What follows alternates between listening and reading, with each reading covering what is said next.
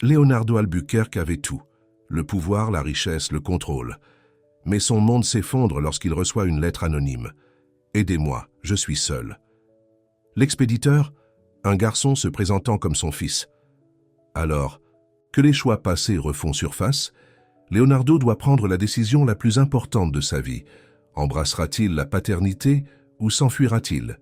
Avant de plonger dans l'histoire, dites-nous dans quel coin du monde vous nous suivez aujourd'hui. Le soleil du matin inondait le bureau panoramique de Leonardo Albuquerque au dernier étage de son immeuble. À 45 ans, il était au sommet de sa carrière, PDG d'Albuquerque Enterprise, l'une des plus grandes sociétés de promotion immobilière du pays. Ses cheveux noirs étaient parfaitement coiffés, avec une légère touche d'argent aux tempes, qui ajoutait à son apparence distinguée.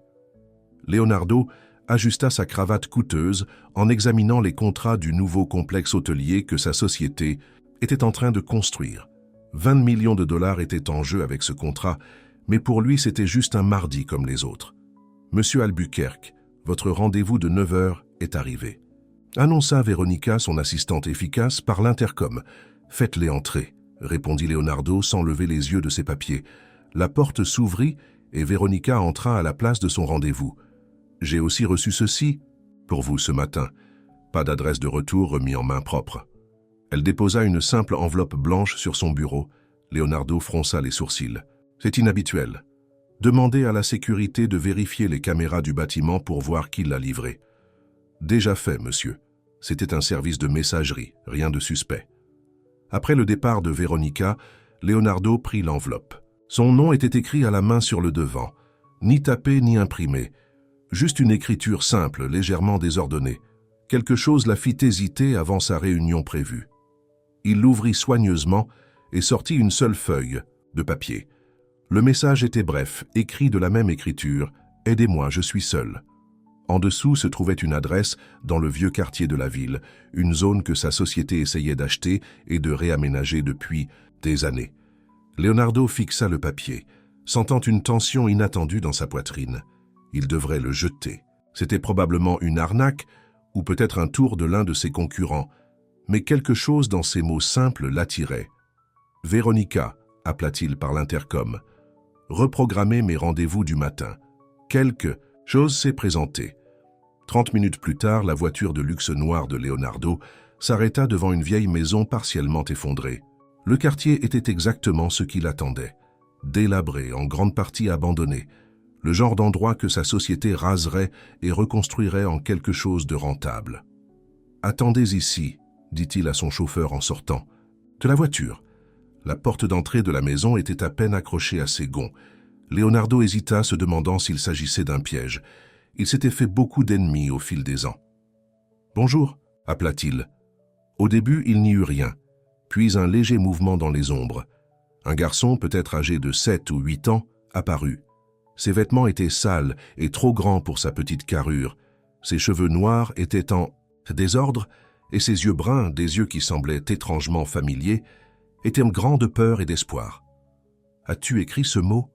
demanda Leonardo en montrant le papier. Le garçon hocha lentement la tête. « Où sont tes parents? Pourquoi es-tu seul ici ?» Le garçon déglutit difficilement. « Ma mère est partie. »« Partie où? Et qu'en est-il de ton père ?» Le garçon regarda directement dans les yeux de Leonardo. « Ma mère a dit que si quelque chose lui arrivait, je devrais te trouver. Elle a dit que tu es mon père. » Leonardo eut l'impression que le sol s'était dérobé sous ses pieds. « C'est impossible. Comment t'appelles-tu »« Miguel, » dit le garçon. « Miguel Santos. »« Santos. » Le nom de famille frappa Leonardo comme un coup physique. Clara Santos. Cela faisait près de 9 ans qu'il n'avait pas entendu ce nom. 9 ans depuis leur brève liaison qui s'était terminée lorsqu'il avait choisi sa carrière plutôt qu'elle. « Comment s'appelait ta mère ?» demanda Leonardo, redoutant déjà la réponse. « Clara Santos. » La voix de Miguel tremblait. « Elle est morte il y a 3 jours. Les voisins ont pris soin de moi, mais ils ne pouvaient pas me garder. Ils m'ont aidé à te trouver. » L'esprit de Leonardo s'emballa. Clara était morte, et ce garçon, cet enfant qui se tenait devant lui avec des yeux si semblables aux siens, pouvait-il vraiment être son fils? « Quel âge as-tu, Miguel » ? 8 ans. La chronologie correspondait. Après sa rupture avec Clara, elle avait disparu complètement de sa vie. Il avait été tellement concentré sur la construction de son empire qu'il ne l'avait presque pas remarqué. Savait-elle qu'elle était enceinte lorsqu'elle est partie? Où as-tu séjourné depuis que ta mère... Leonardo ne put terminer la phrase. Ici, c'était notre maison, mais maman ne pouvait plus la payer quand elle est tombée malade. Les gens de la banque sont venus, mais ils ont dit que nous pourrions rester jusqu'à la fin du mois. Puis, maman? Des larmes remplirent les yeux de Miguel. Leonardo regarda autour de lui la maison croulante. C'était dans le quartier où sa société achetait des biens immobiliers. Avec une réalisation nauséabonde, il se demanda si sa propre société avait été celle qui avait fait pression sur Clara pour qu'elle parte. « Fais tes bagages », dit soudainement Leonardo. « Tu viens avec moi. » Les yeux de Miguel s'écarquillèrent. « Vraiment? Oui. Nous devons régler ça et tu ne peux pas rester ici. » Alors que Miguel se précipitait pour rassembler ses quelques affaires, Leonardo sortit et appela son avocat. « James, j'ai besoin que tu examines quelque chose immédiatement. Une femme nommée Clara Santos est décédée récemment. J'ai besoin de confirmation et de détails. Et, il baissa la voix, j'ai besoin que tu organises un test de paternité, discrètement. » Lorsqu'il raccrocha, Leonardo s'appuya contre sa voiture, essayant de comprendre ce qui se passait. Il avait construit sa vie autour du contrôle et du calcul. Chaque décision était stratégique, chaque relation soigneusement gérée. Maintenant, cet enfant était apparu de nulle part, prétendant être son fils. Miguel sortit de la maison, portant un petit sac à dos et une photo encadrée. Leonardo put voir que c'était une photo de Clara, aussi belle qu'il s'en souvenait, avec son bras autour d'un Miguel plus jeune. « C'est tout ce que tu as ?» demanda Leonardo. Miguel hocha la tête. « Alors, allons-y. » Le trajet de retour vers le penthouse de Leonardo fut silencieux. Miguel regarda par la fenêtre les gratte-ciel scintillants, les yeux grands d'émerveillement. Leonardo regarda Miguel, cherchant lui-même dans les traits du garçon. La forme des yeux, la position de la mâchoire, oui, il y avait une ressemblance qu'il ne pouvait nier. En entrant dans son appartement de luxe, Miguel semblait encore plus petit, plus déplacé parmi les meubles coûteux et l'art moderne. « Tu habites ici ?» demanda Miguel, la voix à peine audible. « Oui », répondit Leonardo, voyant soudain sa maison à travers les yeux d'un enfant. C'était élégant, impressionnant et totalement dépourvu de chaleur. « Es-tu vraiment mon père ?» demanda directement Miguel, se tournant vers Leonardo. Leonardo hésita. « J'ai connu ta mère il y a de nombreuses années. Si ce qu'elle t'a dit est vrai, alors oui, je le suis. Nous devrons nous en assurer. » « Comment ?» Il y a un test que nous pouvons faire. C'est simple, juste un prélèvement à l'intérieur de ta joue. » Miguel hocha la tête solennellement, comme s'il comprenait plus qu'un enfant de 8 ans ne devrait le faire. Le téléphone de Leonardo sonna. C'était James, son avocat. « Je l'ai confirmé », dit James sans salutation. Clara Santos, 35 ans, est décédée il y a 3 jours de complications de leucémie. Elle était mère célibataire d'un fils, Miguel Santos, 8 ans. Père non mentionné sur l'acte de naissance. La gorge de Leonardo se serra. Et l'autre affaire?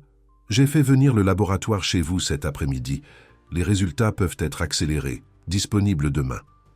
Après avoir raccroché, Leonardo trouva Miguel debout près de la fenêtre, regardant la ville en contrebas. « Étiez-vous amis avec ma mère ?» demanda Miguel sans se retourner. Leonardo s'approcha prudemment. « Nous étions proches pendant un certain temps. Il y a longtemps, elle a gardé ta photo, dans sa boîte spéciale. Elle la regardait parfois quand elle pensait que je dormais. » Leonardo sentit quelque chose se fissurer à l'intérieur de son monde soigneusement construit. Clara avait gardé sa photo toutes ces années, tandis qu'il était passé à autre chose sans y penser une seconde. « Miguel, je ne savais rien de toi. Ta mère ne me l'a jamais dit. » Miguel se retourna, son jeune visage étonnamment stoïque. « Elle a dit que tu étais très important et occupé, que tu construisais de grands bâtiments et que tu contribuais à améliorer la ville. Elle a dit que tu ne pouvais pas être avec nous parce que tu avais des choses importantes à faire. » Chaque mot était comme un couteau. Clara l'avait protégé aux yeux de son fils, lui donnant une absence honorable plutôt que de le peindre comme l'homme ambitieux qui avait choisi sa carrière plutôt que l'amour. La sonnette sonna, interrompant le moment. C'était le technicien médical que James avait organisé. Le test fut rapide et indolore. Un simple prélèvement à l'intérieur de leurs deux joues. Alors que le technicien faisait ses bagages pour partir, elle sourit à Miguel. « Tu as les yeux de ton père », dit-elle sur un ton détaché, et Leonardo sentit le monde basculer à nouveau. Ce soir-là, Leonardo essaya de mettre Miguel à l'aise dans une de ses chambres d'amis. Le garçon avait peu de possessions, quelques vêtements usés, quelques livres, la photo encadrée de sa mère et une petite voiture jouet qu'il gardait dans sa poche. « As-tu faim » demanda Leonardo, réalisant qu'il n'avait aucune idée de comment s'occuper d'un enfant. Son réfrigérateur ne contenait que du vin coûteux et des barquettes de plats à emporter. « Je vais commander quelque chose. Qu'aimes-tu manger ?» Maman faisait beaucoup de riz et de haricots, parfois du poulet quand on pouvait se le permettre. Leonardo ressentit une nouvelle vague de culpabilité. Alors qu'il dînait dans des restaurants 5 étoiles, Clara et son fils avaient probablement eu du mal à se nourrir. Il commanda dans un restaurant voisin et ils mangèrent dans un silence gêné à sa table immense. Les yeux de Miguel ne cessèrent de se balader dans l'appartement, absorbant le luxe qui devait lui paraître si étranger.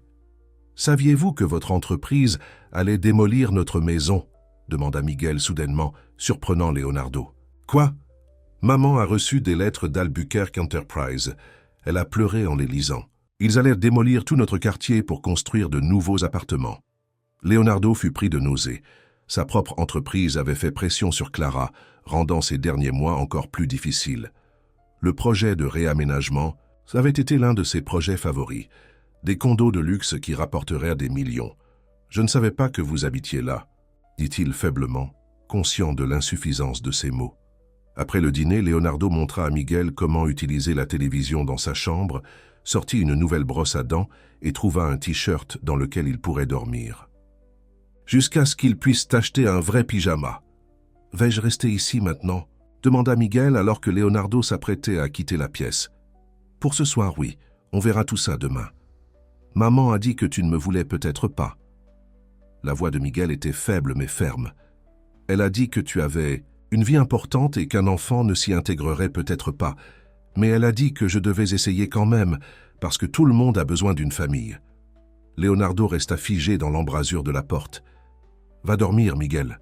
On en parlera demain. » Il referma doucement la porte et alla à son bureau où il se versa un verre de scotch les mains tremblantes. Sur son bureau se trouvait une photo du projet de développement proposé pour le quartier où Clara et Miguel avaient vécu. Des bâtiments élégants et modernes qui remplaceraient les vieilles maisons et déplaceraient les familles qui ne pourraient pas se permettre les nouveaux loyers. Leonardo ouvrit son ordinateur portable et chercha Clara Santos. Il n'y avait pas grand-chose. Une brève notice nécrologique, quelques photos sur les réseaux sociaux datant de plusieurs années. Sur l'une d'elles, elle tenait Miguel bébé, son sourire radieux malgré le cadre modeste visible en arrière-plan. Il se retrouva à fixer la photo, se souvenant de la femme qui l'avait aimé, vraiment aimé, pas son argent ni son pouvoir. La femme qui avait élevé son fils seul, plutôt que de perturber sa vie soigneusement planifiée. Son téléphone sonna à nouveau. C'était Véronique. « Monsieur, je suis désolé de vous déranger après les heures de bureau, mais Monsieur Ramirez du groupe d'investissement demande des nouvelles de la présentation de demain sur le projet de développement d'Eastside. Il veut confirmer que vous êtes prêt à aller de l'avant. Le projet de développement d'Eastside, celui-là même qui aurait démoli la maison de Clara et Miguel. Dites-lui qu'il y a un changement de plan, dit Leonardo. Je proposerai une approche différente demain. Après avoir raccroché, Leonardo alla tranquillement dans la chambre de Miguel et ouvrit légèrement la porte. Le garçon dormait, serrant la photo de sa mère contre sa poitrine. Pour la première fois depuis des années, Leonardo sentit quelque chose percer les murs qu'il avait construits autour de son cœur. Un étrange mélange de chagrin pour Clara, de culpabilité pour son absence et d'un sentiment protecteur envers cet enfant, son enfant, qui avait tout perdu. Demain apporterait la confirmation officielle de ce qu'il savait déjà dans son cœur. Miguel était son fils. Et d'une manière ou d'une autre, Leonardo allait devoir trouver le moyen d'être le père que ce garçon méritait, même si cela signifiait repenser tout ce qu'il pensait valoriser dans la vie. En refermant la porte de Miguel, Leonardo fit une promesse silencieuse à Clara. Il protégerait leur fils. Et peut-être Juste peut-être, Miguel l'aiderait à se souvenir de ce qui comptait vraiment, les choses que Clara avait toujours essayé de lui montrer avant qu'il ne choisisse son ambition à la place. Leonardo dormit à peine cette nuit-là. Chaque fois qu'il fermait les yeux, il voyait le visage de Clara d'il y a des années, lui souriant autour d'un dîner aux chandelles, lui disant qu'elle l'aimait. Il se souvenait comment il avait mis fin aux choses, une conversation rapide et professionnelle, où il avait expliqué que sa carrière devait passer en premier. Elle l'avait accepté avec une dignité silencieuse, sans jamais essayer de le faire changer d'avis. Maintenant, il comprenait pourquoi. Le matin arriva avec la sonnerie stridente de son téléphone. C'était James. « Les résultats sont là », dit son avocat sans préambule. 99,9% de correspondance. Le garçon est votre fils. Même si Leonardo s'y attendait, entendre la confirmation fit battre son cœur. « Quelles sont les implications légales ?» demanda-t-il, repassant en mode affaires comme il le faisait toujours lorsque les émotions menacèrent de le submerger. Étant donné que vous n'étiez pas mentionné sur l'acte de naissance, il n'y a pas de lien légal automatique. Nous devrions déposer une demande de reconnaissance de paternité. Mais compte tenu des résultats des tests, ce serait simple. Faites-le, dit Leonardo fermement. Et James, j'ai besoin que vous découvriez tout sur la situation de Clara. Les factures, médicales, la maison, tout. Après avoir raccroché, Leonardo resta debout dans sa cuisine, fixant la cafetière sans vraiment la voir. Il avait un fils qui avait vécu dans la pauvreté tandis qu'il accumulait des richesses, un fils qui avait perdu sa mère et qui était maintenant seul au monde. « Bonjour », dit une petite voix. Leonardo se retourna et vit Miguel, debout, dans l'embrasure de la porte, portant toujours le t-shirt de Leonardo qui lui arrivait aux genoux. Ses cheveux étaient en désordre à cause du sommeil, et il avait l'air incertain. « Bonjour », répondit Leonardo, essayant de sourire. « As-tu faim? Je peux préparer ?» Il ouvrit son réfrigérateur et se souvint qu'il était presque vide. « Je peux commander le petit déjeuner. Je peux prendre des céréales si vous en avez, » dit Miguel poliment. « Je ne crois pas, » admit Leonardo. « Mais on peut faire les courses plus tard et prendre ce que tu veux. » Après avoir commandé le petit déjeuner dans un café voisin, Leonardo s'assit en face de Miguel sur l'îlot de la cuisine. « Miguel, j'ai reçu les résultats des tests, » commença-t-il prudemment. « Je suis ton père. » Miguel hocha la tête, ne semblant pas particulièrement surpris. « Maman a toujours dit que j'avais tes yeux. J'aurais aimé te connaître, » dit Leonardo, sentant l'insuffisance de ses mots. « Ta mère aurait dû me le dire. Elle a dit que tu étais en train de construire ton rêve, » répondit Miguel, avec la simplicité d'un enfant répétant une phrase qu'il avait entendue de nombreuses fois. Elle ne voulait pas gâcher ça. Leonardo sentit le poids de ses mots. Clara l'avait protégé de ses responsabilités tout en élevant leur fils seul. « Que se passe-t-il maintenant ?» demanda Miguel, sa voix faible mais ferme. « Maintenant, tu vas rester avec moi, » dit Leonardo, prenant sa décision en parlant. « C'est aussi ta maison. » Miguel regarda l'appartement élégant et moderne avec le doute dans les yeux. Ça ne ressemble pas vraiment à une maison. Le commentaire le blessa, mais Leonardo ne pouvait pas être en désaccord. Son penthouse était une vitrine de son succès, pas un endroit conçu pour un enfant, ni pour une vraie vie s'il était honnête avec lui-même. « On peut changer ça, » promit-il. Après le petit déjeuner, Leonardo appela Véronique pour libérer son emploi du temps pour la journée. Il avait une importante réunion du conseil d'administration dans l'après-midi, une réunion où il devait présenter les plans finaux pour le projet de développement d'East Side. Mais tout, le reste pouvait attendre. « Monsieur, tout va bien ?» demanda Véronique, l'inquiétude dans la voix. En 15 ans, Leonardo n'avait jamais pris un jour de congé sans l'avoir planifié des semaines à l'avance. « Je vais bien. J'ai juste des affaires personnelles à régler, » répondit-il. « Et Véronique, j'ai besoin que vous recherchiez des choses concernant les enfants. »« Les enfants, monsieur ?»« Oui, des options scolaires, des pédiatres et tout ce dont un garçon de 8 ans pourrait avoir besoin. » Il y eut une pause. « Bien sûr, monsieur Albuquerque, » dit-elle enfin, son ton professionnel masquant ce qui devait être une surprise considérable. Leonardo et Miguel passèrent la matinée à faire les courses. D'abord des vêtements, où Leonardo découvrit que Miguel n'avait jamais eu de vêtements neufs. Tout était d'occasion ou des dons. Puis des jouets, où Miguel sembla dépassé par le choix et ne sélectionna que quelques articles modestes, malgré les encouragements de Leonardo à en choisir plus. Enfin, ils allèrent dans une épicerie où Leonardo réalisa qu'il n'avait aucune idée de quoi nourrir un enfant. Maman faisait toujours une liste de courses, lui dit Miguel, remarquant son incertitude. Elle disait qu'il était important de planifier les repas pour ne pas gaspiller de nourriture. C'est intelligent, acquiesça Leonardo, ressentant une nouvelle vague de culpabilité. Quels étaient vos plats préférés qu'elle préparait? Alors que Miguel parlait de la cuisine simple mais affectueuse de sa mère, Leonardo se retrouva à remplir le panier d'ingrédients qu'il n'avait jamais achetés auparavant. Des haricots, du riz, du bœuf haché, des légumes frais, des éléments de base d'une vie de famille normale qui n'avait jamais fait partie de la sienne. À leur retour au penthouse, le téléphone de Leonardo sonnait sans cesse. Les membres du conseil d'administration étaient préoccupés par son absence et les rumeurs de changement au projet Eastside. Il mit son téléphone en sourdine et aida Miguel à déballer ses nouveaux vêtements. « Je dois aller à une réunion cet après-midi », expliqua Leonardo. « J'ai demandé à Madame Garcia du bureau de gestion de l'immeuble de rester avec toi pendant quelques heures. » Miguel hocha la tête, mais Leonardo pouvait voir la peur dans ses yeux. « Je reviendrai », promit Leonardo, comprenant soudainement. « C'est ta maison maintenant, et je ne vais pas te laisser seul. » La réunion du conseil d'administration fut tendue dès l'arrivée de Leonardo. Les membres, pour la plupart des hommes âgés ayant des décennies d'expérience dans le développement immobilier, étaient déjà assis autour de la grande table de conférence. « Leonardo, nous commencions à nous inquiéter, » dit Richard, Vega, le président du conseil d'administration. « Surtout avec ces rumeurs sur les changements au projet Eastside. » Leonardo prit place à la tête de la table et ouvrit son ordinateur portable. « Messieurs, j'ai revu notre approche du quartier d'Eastside et je crois que nous devons reconsidérer. » La présentation qu'il montra n'était pas celle à laquelle il s'attendait.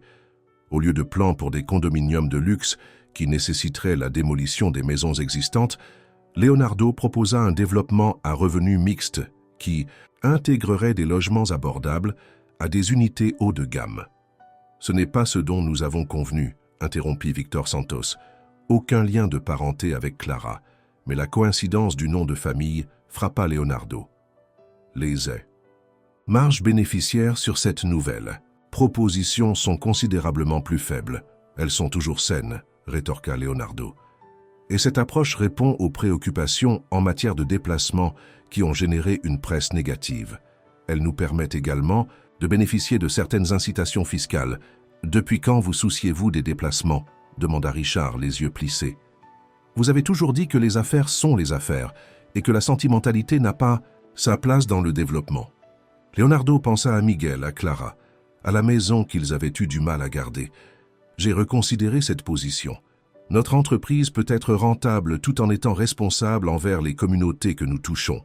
La réunion se termina sans décision, les membres du conseil d'administration insistant sur le fait qu'ils avaient besoin de temps pour examiner la nouvelle proposition. Leonardo savait qu'il avait un combat devant lui, mais pour la première fois de sa carrière, il sentait qu'il se battait pour quelque chose de plus important que le profit. À son retour à la maison, il trouva Miguel et Madame Garcia en train de faire des biscuits dans sa cuisine rarement utilisée. L'appartement sentait la vanille et le chocolat, et le visage de Miguel s'illumina lorsque Leonardo entra. « On prépare les fameux biscuits de maman », annonça-t-il. Elle disait toujours que les biscuits rendent une maison chaleureuse. Leonardo se surprit à sourire, vraiment sourire, pour la première fois depuis des années, lui semblait-il. Après le départ de Madame Garcia, il dîna avec Miguel qui lui raconta des histoires sur Clara. « Elle est tombée gravement malade l'année dernière, » dit Miguel, la voix se faisant plus douce. « Mais elle essayait de maintenir une apparence normale. Elle m'aidait à faire mes devoirs même lorsqu'elle était épuisée par les médicaments. Votre mère était très courageuse, » dit Leonardo, la gorge serrée. « Les médecins voulaient qu'elle essaye un traitement spécial, mais notre assurance ne le prenait pas en charge. Maman disait que c'était trop cher de toute façon. » Leonardo eut un malaise physique à l'idée qu'un traitement aurait pu sauver la vie de Clara, un traitement qu'il aurait facilement pu s'offrir s'il l'avait su. Plus tard dans la soirée, après que Miguel se soit couché, Leonardo reçut un courriel de James contenant des détails sur la situation de Clara. Elle était décédée avec d'importantes dettes médicales. La maison, qui appartenait à sa famille depuis des générations, avait été saisie quelques mois avant sa mort. Et le plus douloureux de tout, il existait un enregistrement de sa demande d'exception de difficulté auprès d'Albuquerque Enterprise pour les résidents du quartier d'East Side, une demande qui avait été refusée par la propre société de Leonardo. Il ouvrit son ordinateur portable et commença à faire des recherches sur les traitements contre la leucémie, se demandant lequel avait été refusé à Clara. Puis, il se pencha plus en détail sur le quartier d'East Side, lisant des témoignages personnels de résidents confrontés à des déplacements, des témoignages qu'il avait précédemment rejetés comme étant sans rapport avec les décisions commerciales. Un léger bruit dans le couloir attira son attention. Miguel se tenait là en pyjama neuf, les larmes aux yeux. « J'ai fait un mauvais rêve », dit-il. « Maman m'appelait, mais je ne pouvais pas la trouver. » Sans hésitation, Leonardo alla vers lui, s'agenouillant pour le regarder au niveau des yeux. « Il est normal de lui manquer. Elle me manque aussi, même si ça fait longtemps que je la connais. Tu l'aimais ?» demanda directement Miguel. Leonardo hésita, puis décida que le garçon méritait la vérité. « Oui, à ma manière, mais je n'étais pas prêt à aimer quelqu'un plus que mon travail. C'était mon erreur, et je le regrette. » Miguel s'essuya les yeux. « Maman a dit que ce n'était pas de ta faute. Elle a dit que certaines personnes ont de grands rêves qui leur prennent tout leur temps. » Leonardo sentit les larmes monter aux yeux. « Votre mère était très gentille, mais elle avait tort sur un point. Aucun rêve ne devrait être si grand qu'il n'y ait pas de place pour les personnes qui comptent. » Le lendemain matin, Leonardo se réveilla pour trouver Miguel déjà levé, regardant les photos sur les étagères de Leonardo. Il n'y avait pas de photos de famille, seulement Leonardo avec des célébrités, des politiciens et des chefs d'entreprise. « Tu n'as pas de famille ?» demanda Miguel en remarquant que Leonardo l'observait. « Mes parents sont morts il y a de nombreuses années, » expliqua Leonardo. « J'étais enfant unique. Alors, on est la seule famille. Tu es l'un de l'autre maintenant, » dit Miguel avec la simplicité d'un enfant. Leonardo hocha la tête, la réalisation le frappant profondément. « Oui, nous le sommes. » Après le petit déjeuner, Leonardo emmena Miguel voir James pour entamer la procédure légale d'établissement de la paternité. Le cabinet d'avocat, avec ses meubles en cuir et ses œuvres d'art imposantes, fit rétrécir Miguel près du côté de Leonardo. « C'est juste pour s'assurer que tout est officiel, » expliqua Leonardo doucement, « pour que tout le monde sache que tu es mon fils. » Pendant que James expliquait la procédure à Leonardo, Miguel alla à la fenêtre et regarda la ville en contrebas. « Il y aura de la publicité une fois que cela sera du domaine public ?» avertit James doucement. « Un promoteur milliardaire qui découvre qu'il a un fils, la presse va s'en emparer. » Leonardo n'y avait pas pensé. Sa vie privée avait toujours été exactement cela, privée. « Peut-on garder le C? » Silence pour le moment. On peut essayer, mais finalement, ça finira par se savoir. Après la réunion, Leonardo emmena Miguel dans un parc voisin, quelque chose qu'il ne se souvenait pas avoir fait lui-même depuis son enfance. Pendant que Miguel jouait sur les balançoires, Leonardo s'assit sur un banc, regardant les enfants et les parents ensemble, des scènes de famille normales qui n'avaient jamais fait partie de sa vie. Son téléphone sonna. C'était Richard Vega. « Le conseil d'administration a examiné votre proposition, » dit Richard sèchement. « Nous sommes prêts à envisager l'approche des revenus mixtes, mais avec des modifications. Nous voulons toujours démolir les structures existantes. » « Les structures existantes sont les maisons des gens, » répondit Leonardo. « Des maisons chargées d'histoire et de signification. Depuis quand vous intéressez-vous à la valeur sentimentale » Railla Richard. « Ce n'est pas comme vous, Leonardo. » Leonardo regarda Miguel sur les balançoires, le visage illuminé d'une joie simple. « Il est peut-être temps que je devienne plus moi-même et moins ce que tout le monde attend de moi. » Après avoir raccroché, Leonardo allait appeler Miguel lorsqu'il remarqua une femme qui les observait de l'autre côté du parc. Elle s'approcha lentement, l'air préoccupé. « Excusez-moi, dit-elle à Leonardo. « Êtes-vous avec Miguel Santos ?» Leonardo se crispa, soudainement protecteur. « Oui, je suis son père. » La femme parut surprise. « Je suis Elena Rodriguez. J'étais la voisine de Clara. J'ai aidé Miguel à vous trouver. » Ses yeux se plissèrent. « Clara ne nous a jamais dit que le père de Miguel était Leonardo Albuquerque. Elle ne m'a jamais dit que j'avais un fils, » répondit Leonardo calmement. L'expression d'Elena s'adoucit légèrement. « Miguel a tellement souffert. Clara s'est tellement battue pour rester avec lui. Les traitements étaient si chers. » « Quel traitement ?» demanda Leonardo vivement. « De quoi avait-elle exactement besoin et qu'elle n'a pas pu obtenir ?» Elena expliqua qu'il existait une thérapie expérimentale qui avait montré des résultats prometteurs pour le type de leucémie de Clara. Elle n'était pas prise en charge par l'assurance et le coût était prohibitif, surtout pour une mère célibataire qui luttait déjà pour garder sa maison. Elle a fait une demande à toutes les associations caritatives et à tous les programmes possibles, dit Elena. Elle a même écrit à la fondation de votre entreprise puisque vous rachetiez le quartier. Ils l'ont refusé. Leonardo eut le cœur malade. Sa propre fondation caritative, créée principalement à des fins fiscales et à de relations publiques, avait refusé son aide à la mère de son enfant. « Je ne savais pas », dit-il, l'excuse sonnant creuse même à ses propres oreilles. « Bien sûr que non », répondit Elena sans méchanceté. « Mais maintenant vous le savez au sujet de Miguel. Ce qui compte, c'est ce que vous allez faire ensuite. » Pendant qu'il parlait, Miguel remarqua Elena et accourut avec excitation. « Madame Rodriguez, vous nous avez trouvés. Je m'inquiétais pour toi, Nino, » dit-elle en le serrant dans ses bras. « Je voulais m'assurer que tu allais bien. J'habite maintenant avec mon père, » lui dit Miguel, fièrement. « Il a une très grande maison et on a fait des biscuits hier. » Elena sourit, mais Leonardo put voir l'inquiétude dans ses yeux. Elle ne lui faisait pas confiance, avec raison. « Voulez-vous nous rejoindre pour déjeuner ?» proposa Leonardo impulsivement. « J'aimerais en savoir plus sur la vie de Clara et de Miguel. » Autour d'une pizza dans un restaurant décontracté, le genre d'endroit que Leonardo visitait rarement, Elena raconta des histoires de la détermination de Clara, de sa gentillesse envers ses voisins, même lorsqu'elle avait peu de choses elle-même, et de son amour indéfectible pour Miguel. « Elle n'a jamais dit un mot méchant à votre sujet, » dit Elena pendant que Miguel était distrait par une borne d'arcade. « Elle a juste dit que vous aviez des chemins différents dans la vie, et le sien était d'élever Miguel. » « J'aurais aidé si j'avais su, » insista Leonardo. Le regard d'Elena était direct. « Vraiment ? Le Leonardo Albuquerque, que je lis dans la rubrique économique, ne semble pas être un homme qui placerait un enfant avant son empire. » L'accusation piquait parce qu'elle contenait une part de vérité. Se serait-il engagé il y a 8 ans, ou aurait-il offert un soutien financier tout en gardant Miguel et Clara à distance, une réalité gênante à gérer ? « Je ne suis plus cet homme, » dit finalement Leonardo. Du moins, j'essaie de ne plus l'être. Plus tard cet après-midi-là, alors qu'il rentrait au Penthouse, Miguel était plus silencieux que d'habitude. « Tu vas bien ?» demanda Leonardo. « Madame Rodriguez a dit que maman aurait peut-être guéri avec le médicament spécial, » dit Miguel. « Est-ce vrai ?» Leonardo serra le volant plus fort. « Je ne sais pas, Miguel. Parfois, même les meilleurs médicaments ne fonctionnent pas. Mais ta mère aurait dû avoir la chance d'essayer. Aurais-tu pu l'aider à l'obtenir?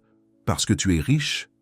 La question était comme un couteau dans le cœur de Leonardo. « Oui, admit-il, si j'avais su, j'aurais pu. » Miguel resta silencieux pendant un long moment. « Ce n'est pas de ta faute si tu ne le savais pas.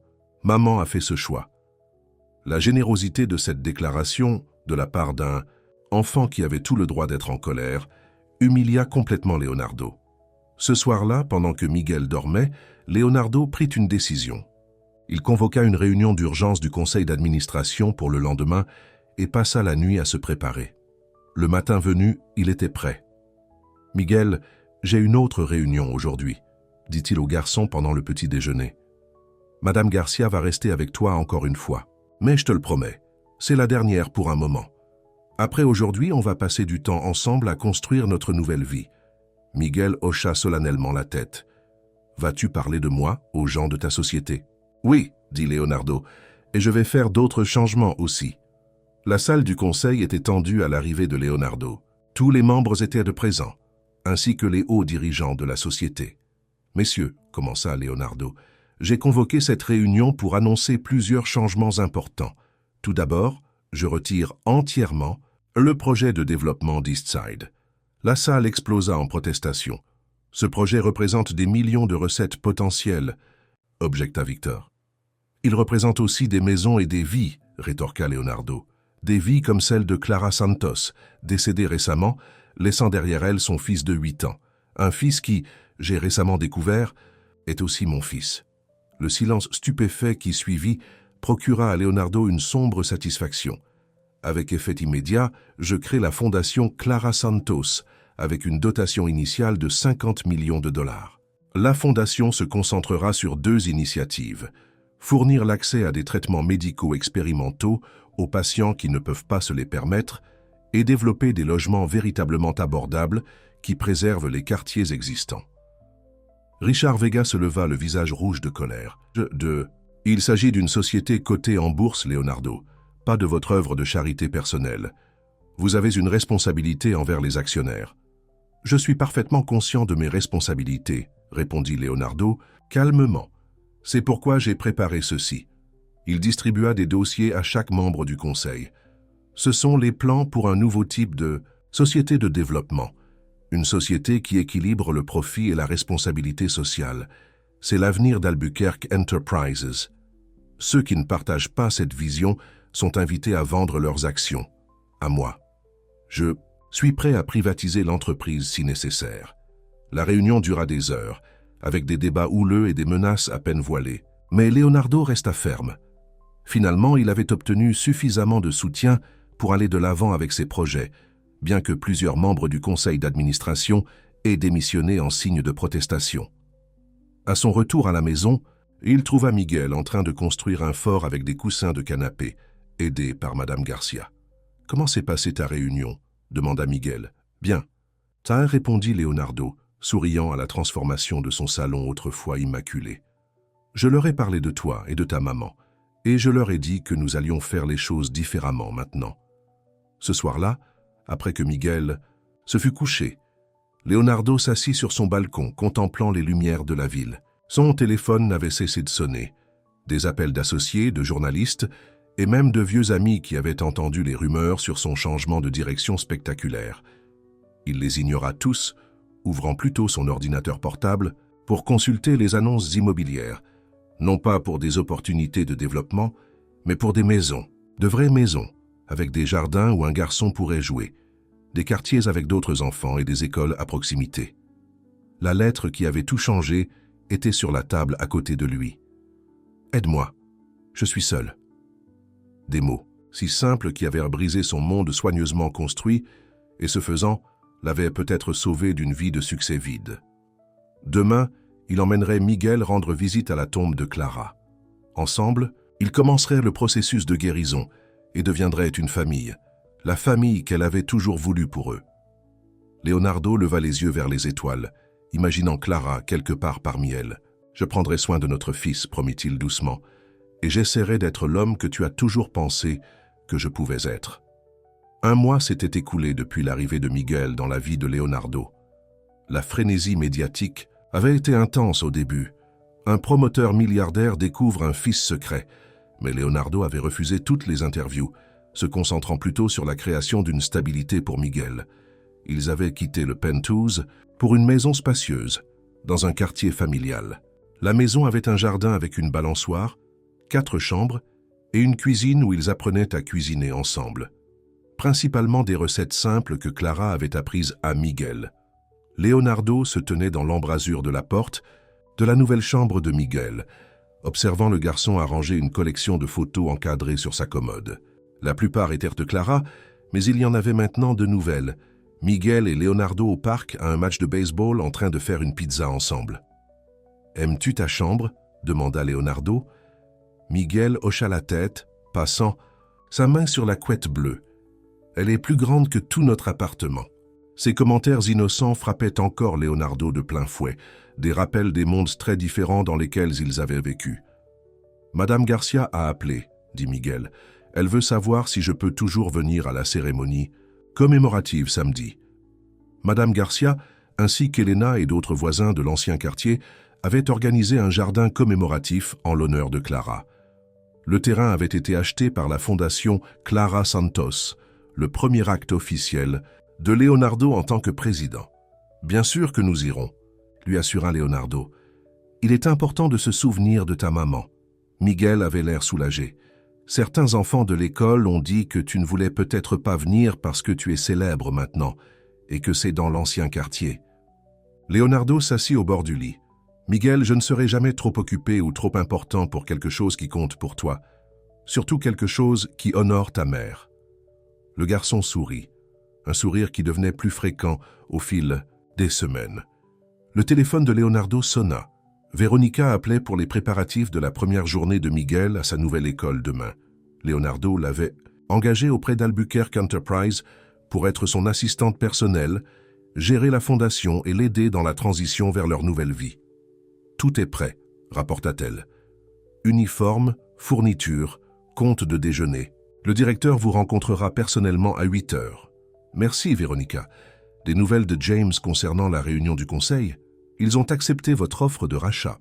À partir de la semaine prochaine, Albuquerque Enterprise sera de nouveau une société privée, avec vous comme unique propriétaire. » Leonardo sentit un soulagement le submerger. Les négociations avaient été tendues, plusieurs membres du conseil se battant pour maintenir les stratégies de développement agressif de la société. Privatiser la société avait été coûteux, mais cela valait la peine d'obtenir un contrôle total sur son orientation future. Et l'autre affaire? La voix de Veronica s'adoucit. Les enquêteurs l'ont trouvée. Elle travaille à l'hôpital Mercy du centre-ville. Merci, dit Leonardo tranquillement. C'est tout pour aujourd'hui. Après le dîner, alors que Miguel travaillait, sur un projet scolaire à la table de la cuisine, Leonardo s'assit à proximité en examinant les documents de la fondation. La sonnette a sonné de façon inattendue. « J'y vais », dit Leonardo, se demandant qui viendrait sans prévenir. Lorsqu'il ouvrit la porte, il se retrouva face à face avec une femme qu'il n'avait pas vue depuis des années, Victoria Miller, son ancienne fiancée. Elle était aussi élégante que jamais, vêtue de vêtements de créateur, ses cheveux blonds parfaitement coiffés, son sourire étudié. « Leonardo, chéri, » dit-elle, se penchant pour lui embrasser la joue. « J'essaie de te joindre depuis des semaines, Victoria, » répondit-il froidement. « Quelle surprise!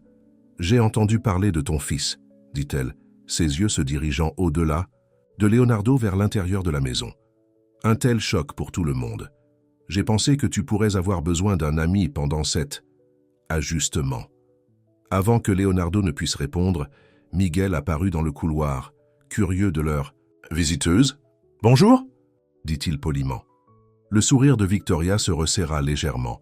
« Tu dois être Miguel, je suis Victoria, une vieille amie de ton père.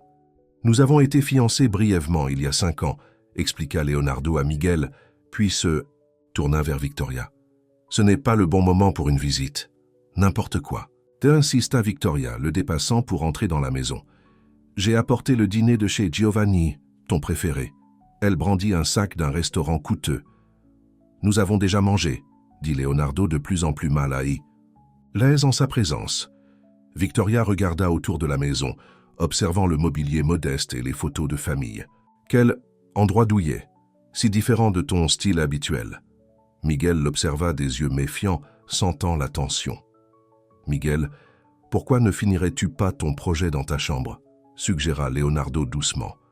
Je monterai bientôt, pour le vérifier. Après le départ de Miguel, Leonardo se tourna vers Victoria. Pourquoi es-tu vraiment là? Victoria laissa tomber sa façade charmante. Tout le monde parle de la façon dont tu as changé, Leonardo. Privatiser, la société, créer une fondation, déménager en banlieue. Je voulais voir par moi-même. Et maintenant tu as vu, répondit-il. Ce n'est pas toi, insista-t-elle.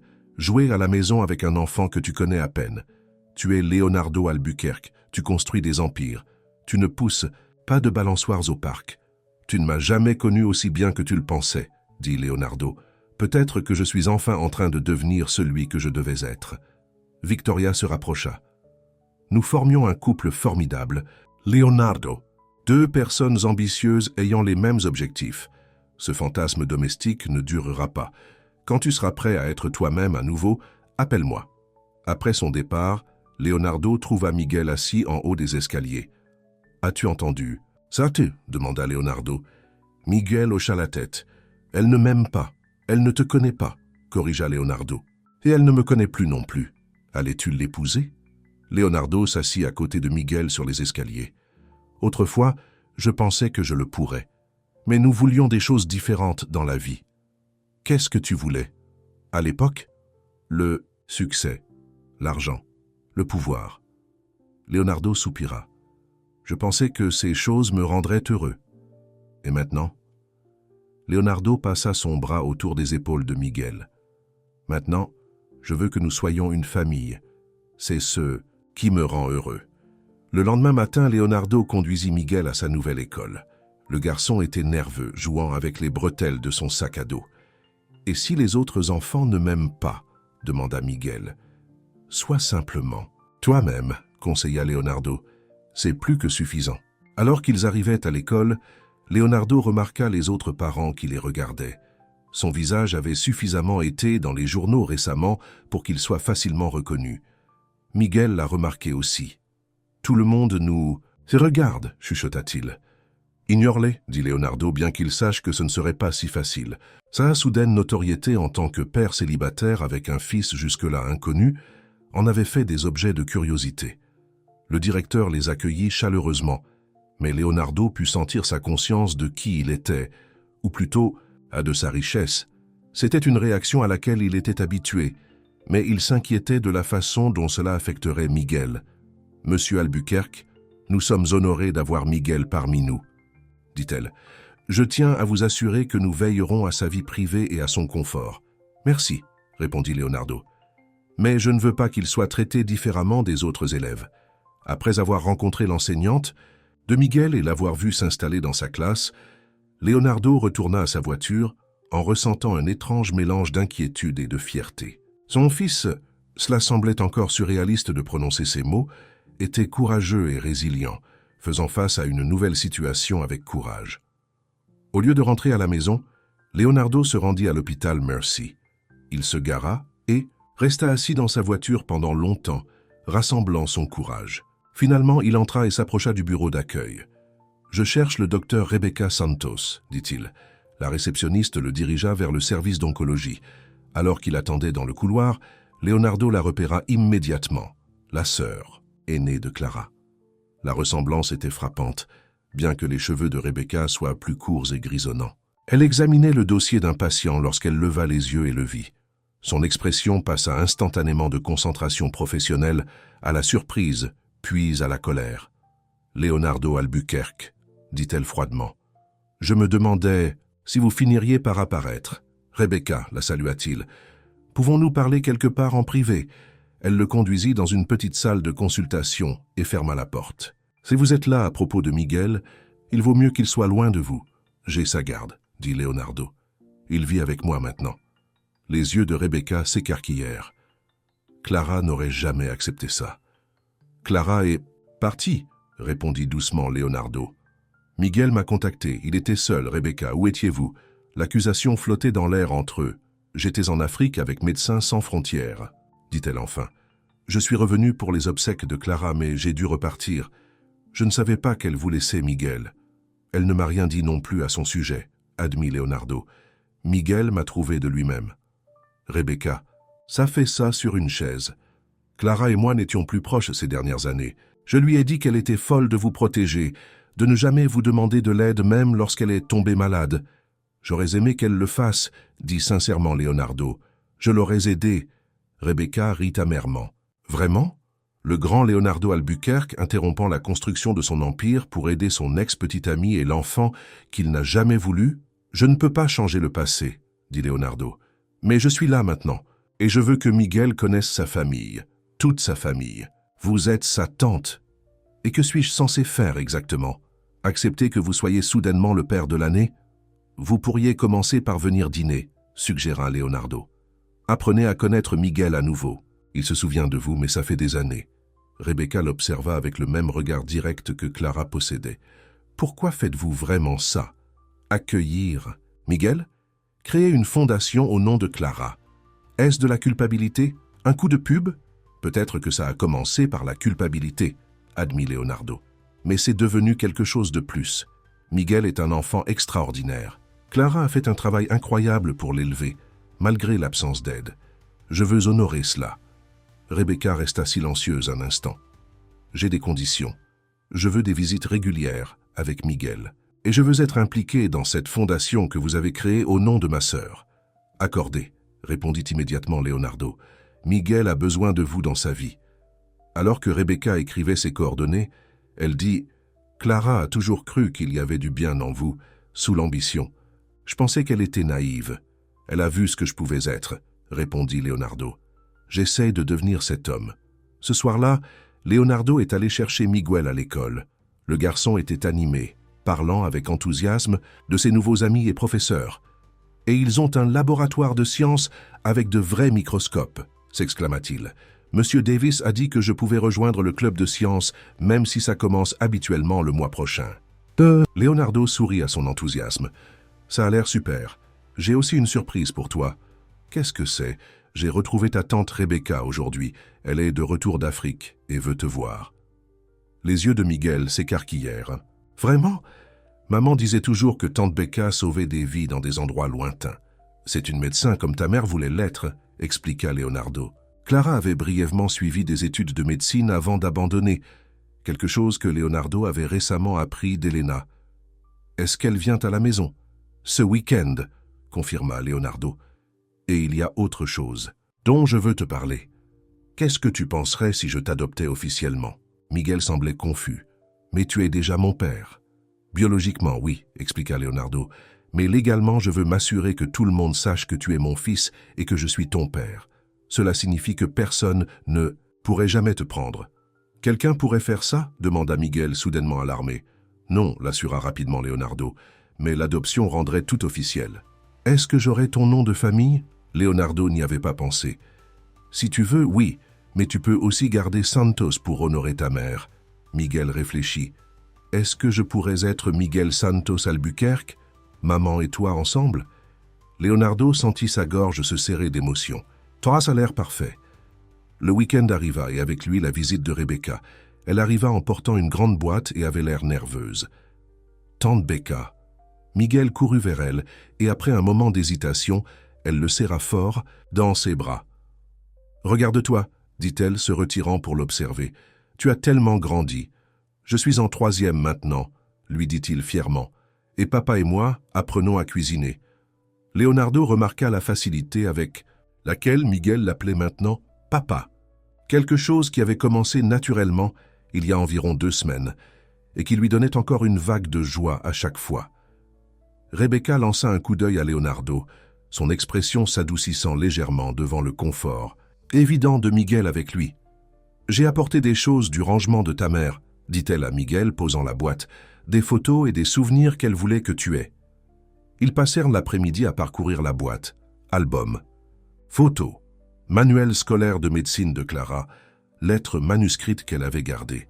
Miguel montra sa chambre à Rebecca et lui parla de l'école, pendant que Leonardo préparait le dîner. Lorsque Miguel alla se laver, Rebecca rejoignit Leonardo dans la cuisine. « Il semble heureux, » admit-elle. « Adapté.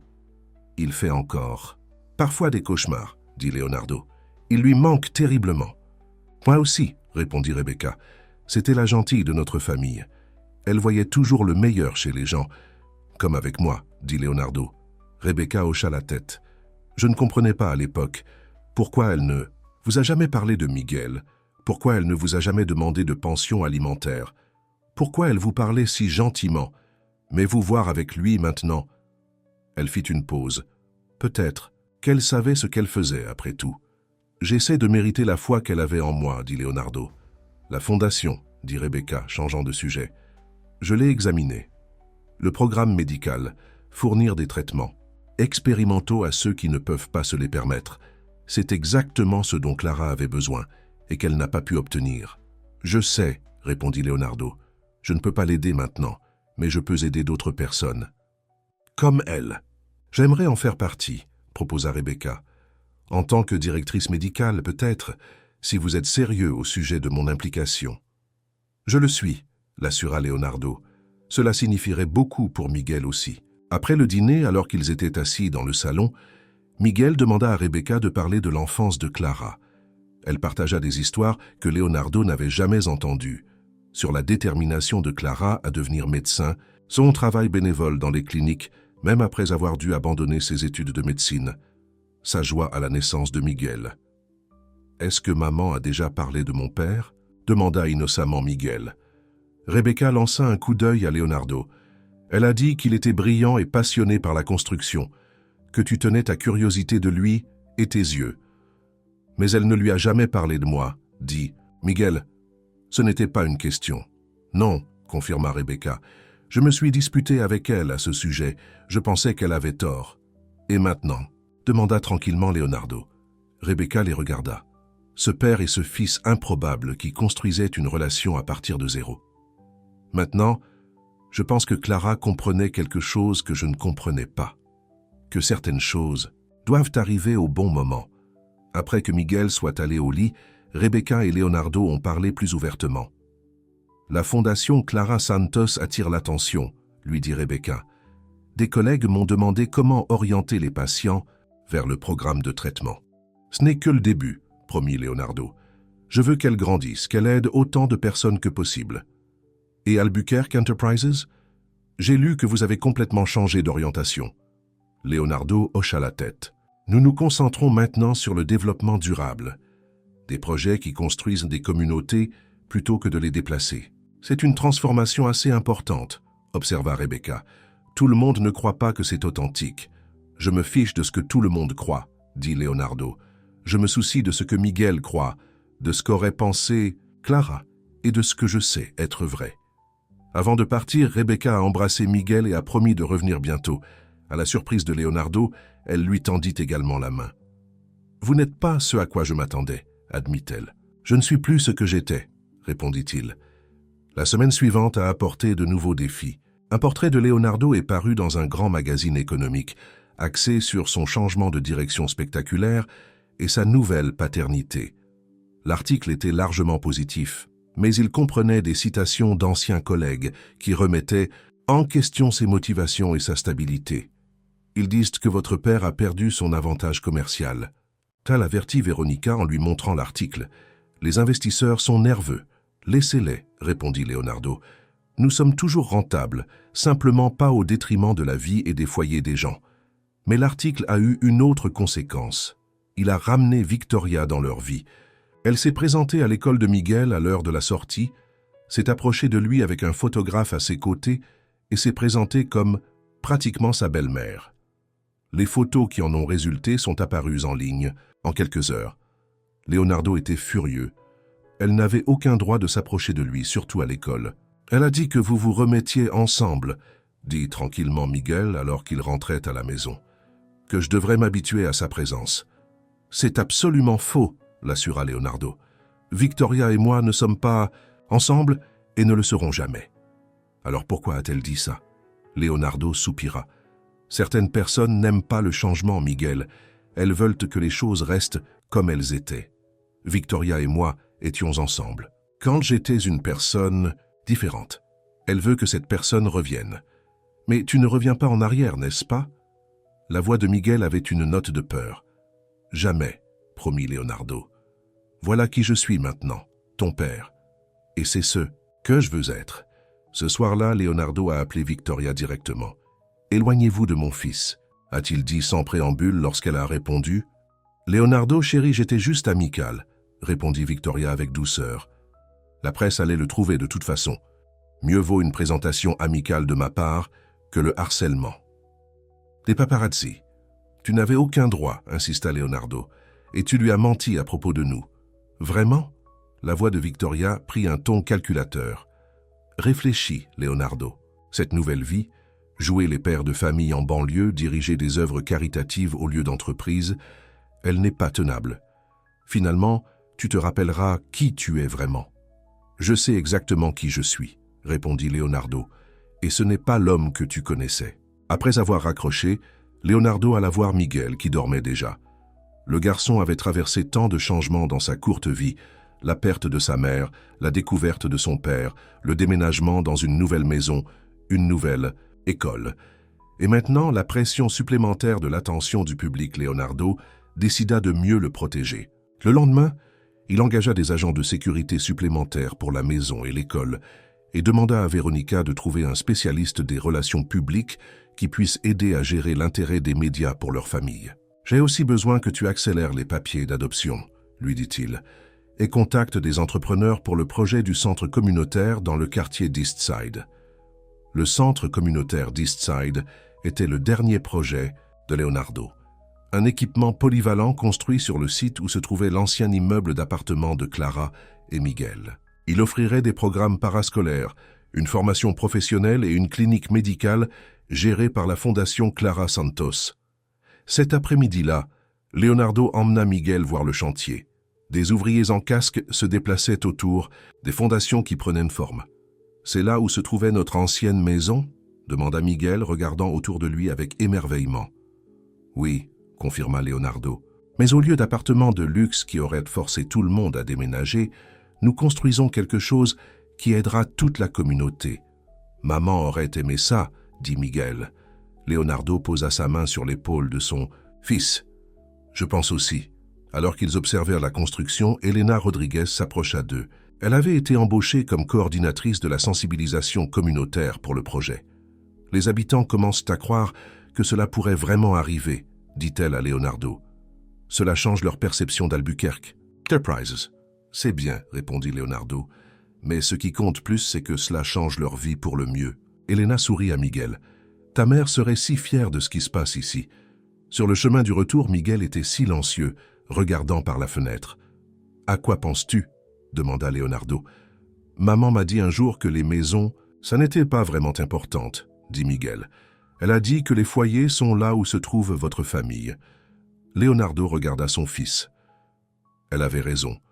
Le penthouse n'a jamais vraiment été un foyer pour moi. C'était juste un endroit pour dormir. C'est différent. Parce que nous sommes une famille maintenant. Exactement, acquiesça Leonardo. Parce que nous sommes une famille. Ce soir-là, alors qu'ils dînaient dans leur cuisine, Leonardo s'améliorait dans la préparation des recettes de Clara.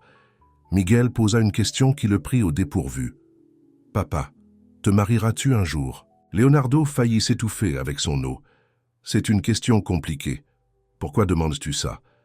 Miguel haussa les épaules. « Certains enfants à l'école ont des belles-mères. Et cette dame Victoria a dit qu'elle pourrait être ma belle-mère un jour. » Victoria avait tort, dit Leonardo fermement. « Le mariage est une grande décision. Cela nous affecterait tous les deux maintenant, pas seulement moi. Si tu te mariais, ce serait avec quelqu'un comme... »« Maman » insista Miguel. Leonardo pensa à Clara, sa gentillesse, son intégrité, son altruisme. Elle avait été tout ce que Victoria n'était pas.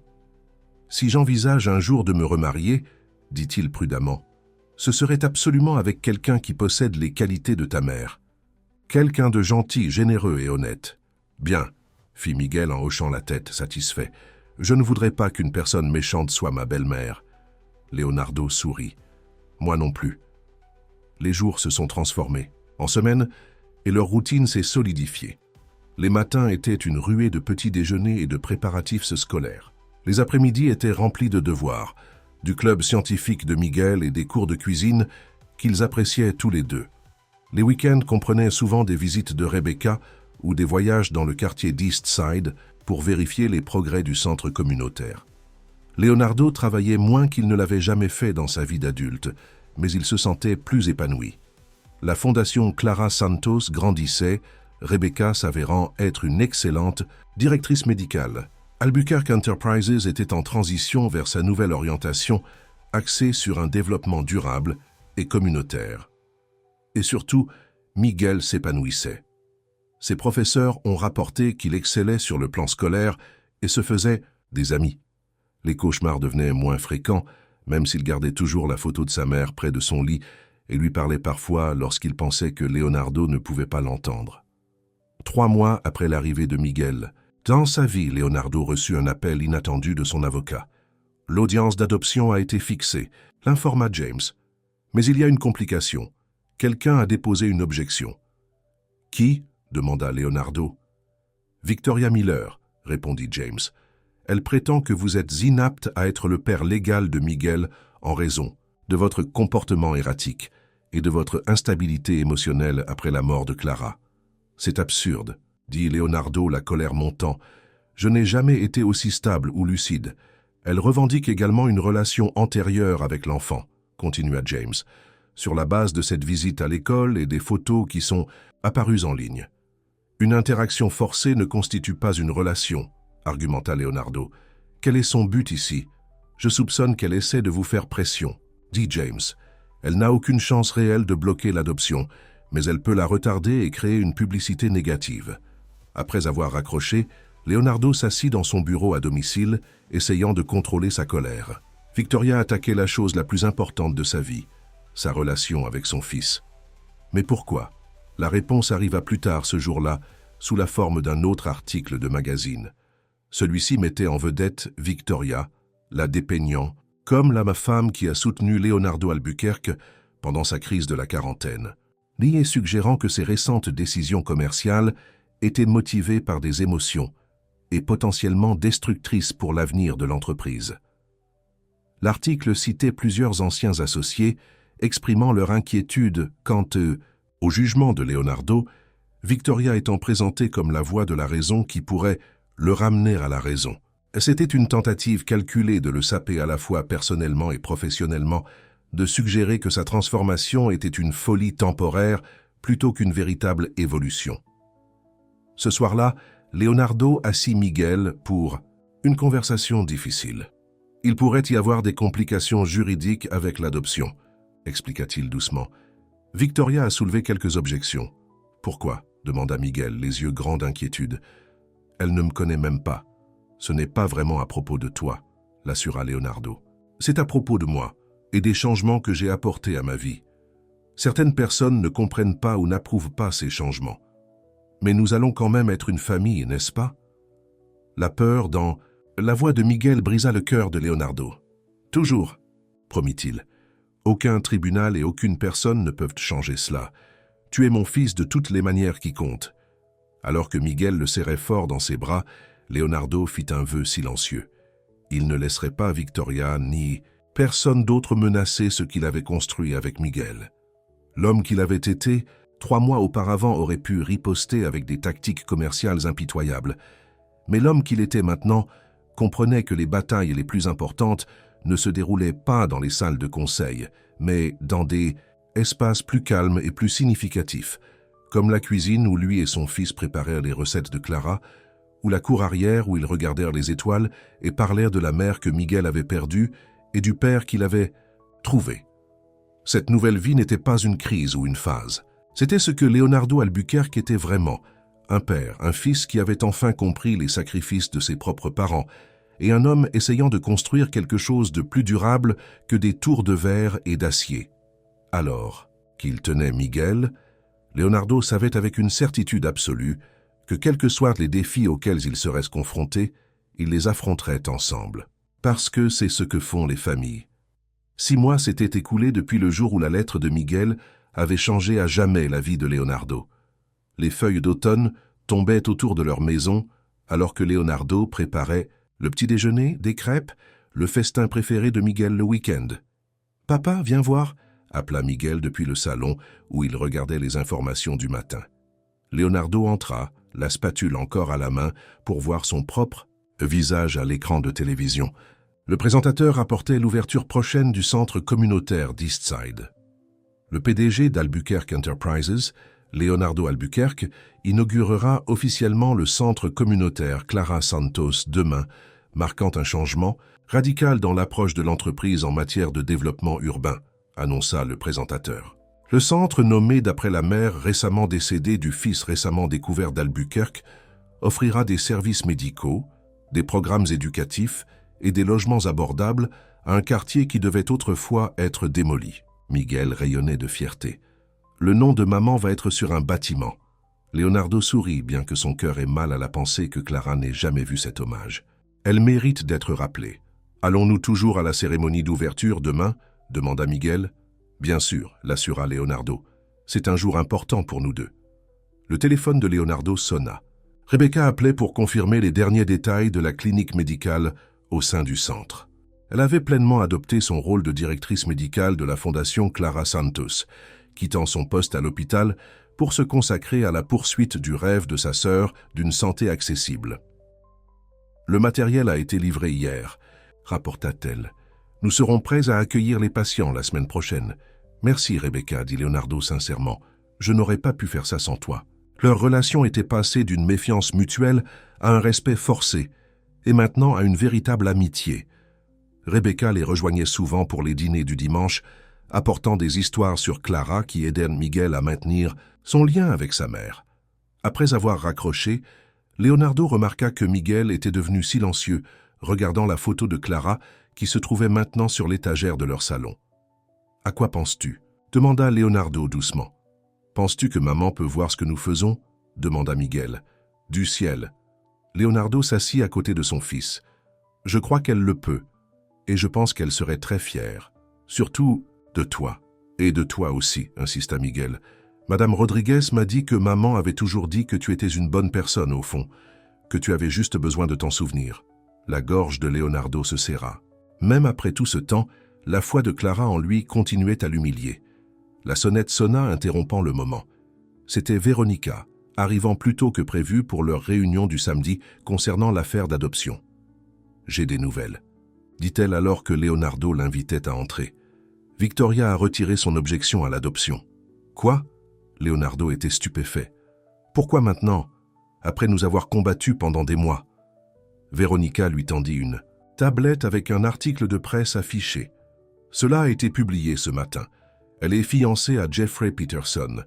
Leonardo reconnut immédiatement le nom, l'un de ses principaux concurrents commerciaux et un homme, connu pour ses tactiques impitoyables. Donc ce n'était jamais à propos de moi, réalisa Leonardo. C'était pour obtenir des informations privilégiées sur Albuquerque Enterprises pour Peterson. Il semble que ce soit le cas, acquiesça Véronica. Avec leur fiançailles publique, elle ne peut plus continuer à faire semblant de vouloir vous sauver de vous-même. Leonardo ressentit un soulagement mêlé à une colère persistante.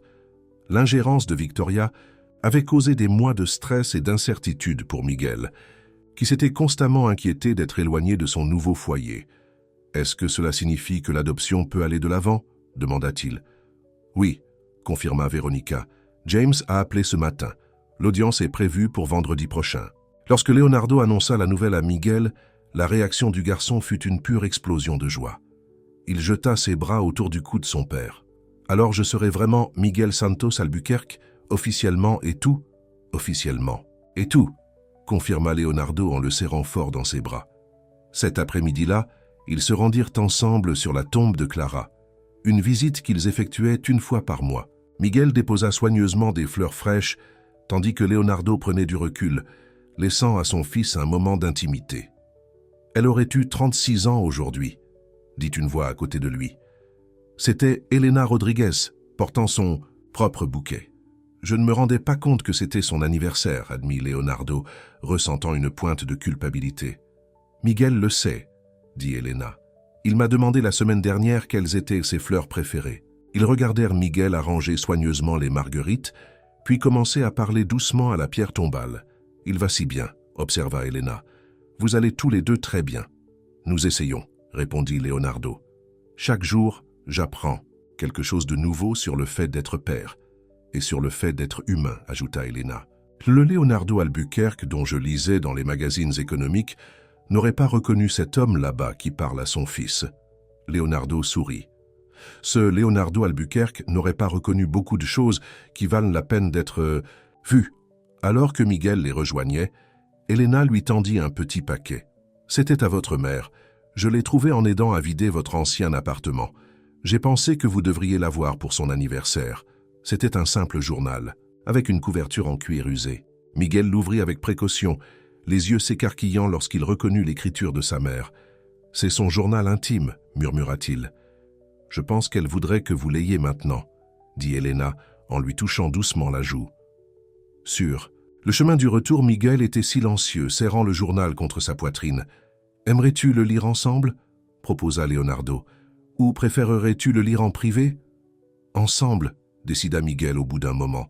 « Maman voudrait que nous connaissions tous les deux ses pensées. » Ce soir-là, après le dîner, ils s'assirent dans le salon et commencèrent à lire le journal de Clara.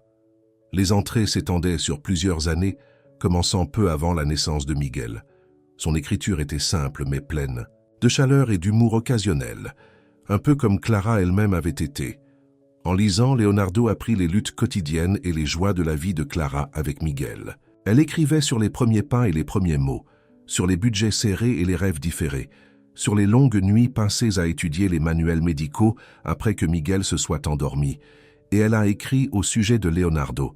« J'ai vu elle à la télévision aujourd'hui », disait une entrée. Il inaugurait un autre bâtiment en centre-ville, ayant exactement l'air dont je me souviens, concentré, brillant, imparable. Miguel a ses yeux, sa détermination. Parfois, je me demande si je devrais parler à elle de son fils. Mais je regarde. Sa vie est la mienne, et je sais qu'elles ne vont pas ensemble. Pas maintenant, peut-être un jour. Leonardo dut interrompre sa lecture un instant, l'émotion le submergeant. « Elle ne te détestait pas, » dit Miguel doucement. « Elle voulait juste que tu sois heureux. Elle voulait que nous soyons tous les deux heureux, » corrigea Leonardo, et elle a sacrifié son propre bonheur pour ça. Ils continuèrent à lire jusqu'à ce qu'ils atteignent une entrée datée de quelques mois seulement avant la mort de Clara. Le médecin a confirmé aujourd'hui ce que je soupçonnais. Le cancer est de retour, et cette fois le pronostic n'est pas bon. Je dois prendre des dispositions pour Miguel. Rebecca est toujours à l'étranger, et mes parents ne sont plus là. Il n'y a qu'une personne qui pourrait donner à Miguel l'avenir qu'il mérite. J'ai écrit son adresse sur une enveloppe au cas où. Si le pire arrive, Miguel trouvera son chemin vers Leonardo. Et Leonardo, si tu lis ceci un jour, sache que je n'ai jamais regretté de t'aimer, même si notre temps ensemble a été... Bref, j'ai vu en toi non seulement l'homme ambitieux que le monde connaissait, mais le bon cœur que tu gardais caché. Notre fils a ce même cœur. Prends soin de lui, et peut-être qu'en l'élevant, tu découvriras des parties de toi-même que tu as oubliées. Leonardo essuya les larmes de ses yeux, ne se donnant pas la peine de les cacher à Miguel. « Ta mère était extraordinaire, » dit-il. « J'aurais aimé m'en rendre compte plus tôt, mais tu le sais maintenant, » répondit Miguel avec une sagesse simple. « C'est ce qui compte. » Le jour de l'inauguration du centre communautaire arriva avec un temps magnifique et une foule importante. Des caméras de télévision et des journalistes se sont rassemblés pour documenter l'événement, non seulement en raison du statut de célébrité de Leonardo, mais aussi parce que le centre représentait un nouveau modèle de développement communautaire qui gagnait en notoriété nationale. Leonardo et Miguel se tenaient côte à côte sur la scène, tous deux en costume. Rebecca les rejoignit, ainsi qu'Elena et d'autres représentants de la communauté. « Aujourd'hui, nous dédions le centre communautaire Clara Santos », commença Leonardo son discours. « Ce bâtiment représente plus qu'une simple installation. Il représente une promesse à ce quartier et à toutes les communautés où Albuquerque Enterprise travaille. Une promesse que le développement peut et doit profiter à tous, pas seulement aux quelques riches. » Pendant qu'il parlait, Leonardo vit Victoria et Jeffrey Peterson à l'arrière de la foule, observant avec des yeux calculateurs. Il continua sans se laisser détourner. Clara Santos était une femme remarquable qui a élevé un fils encore plus remarquable. Mon fils, Miguel. Leonardo posa sa main sur l'épaule de Miguel. Elle lui a enseigné des valeurs que j'avais oubliées dans ma quête de succès. La compassion, la générosité et le vrai sens de la famille. Grâce à son exemple, et maintenant grâce à ce centre qui porte son nom, ces valeurs continueront d'avoir un impact sur des vies pour les générations à venir. Après avoir coupé le ruban, Leonardo et Miguel ont fait visiter les installations.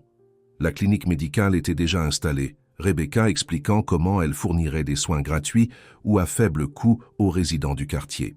Le centre d'éducation comprenait des programmes parascolaires, des cours pour adultes et un laboratoire informatique. Et surtout, la composante logement offrait des appartements vraiment abordables aux familles qui auraient été déplacées par les projets de développement originaux de Leonardo. Alors qu'ils traversèrent le bâtiment, un journaliste s'approcha de Leonardo. « Monsieur Albuquerque, vos critiques disent que ce projet est financièrement insoutenable et que vos récentes décisions commerciales sont dictées par des considérations émotionnelles plutôt que pratiques. Comment répondez-vous » Avant que Leonardo ne puisse répondre, Miguel prit la parole. « Mon père dit que les bonnes affaires aident de tout le monde, pas seulement les gens au sommet. C'est ce qu'il fait. » Le journaliste sourit, clairement charmé par la défense sincère de Miguel. « Et que pensez-vous du travail de votre père ?» Miguel leva les yeux vers Leonardo avec fierté. « Il construit des choses qui aident les gens, tout comme ma mère l'a fait à sa manière. » La réponse fut captée par les caméras de télévision et deviendra le commentaire sonore diffusé aux informations ce soir-là. Une approbation simple mais puissante de l'enfant qui avait changé la vie de Leonardo. Après la cérémonie, alors que la foule commençait à se disperser, Victoria s'approcha d'eux. Jeffrey Peterson se tenait quelques pas derrière elle, observant l'interaction avec des yeux froids. « Félicitations pour votre petit projet, » dit Victoria, son sourire n'atteignant pas ses yeux. « Cela génère certainement une bonne publicité. » Il ne s'agit pas de publicité, répondit Leonardo calmement. Il s'agit de faire ce qui est juste. Le regard de Victoria se porta sur Miguel. Et félicitations pour l'adoption qui avance. Je suis sûr que vous ferez un père dévoué. La légère hésitation en disait long sur ses vrais sentiments. Merci d'avoir retiré votre objection, dit Leonardo, gardant un ton neutre pour le bien de Miguel. Oui, eh bien, les priorités changent, répondit Victoria en jetant un coup d'œil à Peterson. Jeffrey et moi avons nos propres projets passionnants. Je vous souhaite à tous les deux du bonheur, dit Leonardo, et fut surpris de constater qu'il le pensait sincèrement. L'ingérence de Victoria dans sa vie avait finalement renforcé sa détermination à protéger ce qui importait vraiment, sa relation avec son fils. Après leur départ, Miguel leva les yeux vers Leonardo. « Ce n'est pas une personne très gentille, n'est-ce pas ?» Leonardo sourit. « Disons simplement qu'elle et moi voulons des choses très différentes dans la vie, et c'est normal. » La semaine qui suivit fut chargée de préparatifs pour l'audience d'adoption. Leonardo travailla avec James pour s'assurer que toute la paperasserie était en ordre, tandis que Veronica coordonnait avec l'école de Miguel pour documenter son adaptation réussie. La nuit précédant l'audience, Leonardo coucha Miguel au lit comme cela était devenu leur routine. « Es-tu nerveux pour demain ?» demanda-t-il. Miguel hocha la tête. « Un peu. Et si le juge dit non ?»« Cela n'arrivera pas, » l'assura Leonardo. « Tous les rapports sont positifs, et tout le monde s'accorde à dire que nous appartenons ensemble. Le juge a juste besoin de rendre cela officiel. »« Et alors personne ne pourra plus jamais me reprendre ?» demanda Miguel, sa plus grande peur ressurgissant. « Encore occasionnellement. »« Personne, » promit Leonardo. « Tu seras mon fils à tout point de vue, légalement, officiellement, pour toujours. » Miguel le serra fort dans ses bras. « J'aimerais que maman puisse nous voir demain. »« Je pense qu'elle le fera à sa manière, » dit Leonardo doucement. « Tout ce qui est bien entre nous s'est produit grâce à elle. » Le lendemain matin, ils s'habillèrent de leurs plus beaux vêtements. Leonardo dans un costume moins formel que sa tenue professionnelle. Miguel dans une chemise à boutons et une cravate soignée. Rebecca les a rejoints au palais de justice, ainsi qu'Elena, James et Veronica. « Vous avez une belle équipe de soutien », commenta la juge en examinant le dossier dans ses chambres avant l'audience officielle. « Miguel est très aimé », répondit simplement Leonardo. L'audience elle-même fut brève mais émouvante. La juge demanda à Miguel s'il comprenait ce que signifiait l'adoption et si c'était ce qu'il voulait. « Cela signifie que Leonardo sera mon père pour toujours, légalement », expliqua Miguel. « Et oui, c'est ce que je veux plus que tout. » Lorsqu'on lui a demandé d'expliquer son désir d'adopter Miguel, Leonardo a parlé du fond du cœur. « Miguel est entré dans ma vie de manière inattendue, mais il en est devenu le centre. Être son père n'est pas quelque chose que je prends à la légère, c'est le rôle le plus important que j'aurai jamais. Je veux lui donner la sécurité de savoir que nous sommes légalement et définitivement une famille. » Après avoir examiné les rapports des services sociaux, de l'école et les références de caractère de Rebecca et Elena, la juge sourit. « Il est clair pour moi que cette adoption est dans le meilleur intérêt de l'enfant, » déclara-t-elle. « J'approuve par la présente la requête de Leonardo Albuquerque pour adopter Miguel Santos, qui sera désormais légalement connu sous le nom de Miguel Santos Albuquerque. » Elle tendit à Miguel un petit maillet en bois. « Aimerais-tu rendre cela officiel ?» Avec un large sourire, Miguel frappa le bureau du juge. « Nous sommes officiellement une famille maintenant. » Le petit groupe éclata en applaudissements. Rebecca serra Miguel dans ses bras, puis surprit Leonardo en l'embrassant également. « Clara serait si heureuse, » murmura-t-elle. Après l'audience, ils ont fêté cela en déjeunant dans le restaurant préféré de Miguel, une pizzeria décontractée, rien de comparable aux établissements haut de gamme que Leonardo avait autrefois fréquentés. Alors que Miguel discutait avec enthousiasme avec Rebecca d'un prochain projet de foire scientifique, Leonardo se retrouva en conversation avec Elena. « Alors, que se passe-t-il ? »« Maintenant ?» demanda-t-elle. « Le centre communautaire est ouvert, l'adoption est terminée. La vie revient-elle simplement à la normale ?»« Je ne suis pas sûr de me souvenir ce qu'est la normale, » admit Leonardo.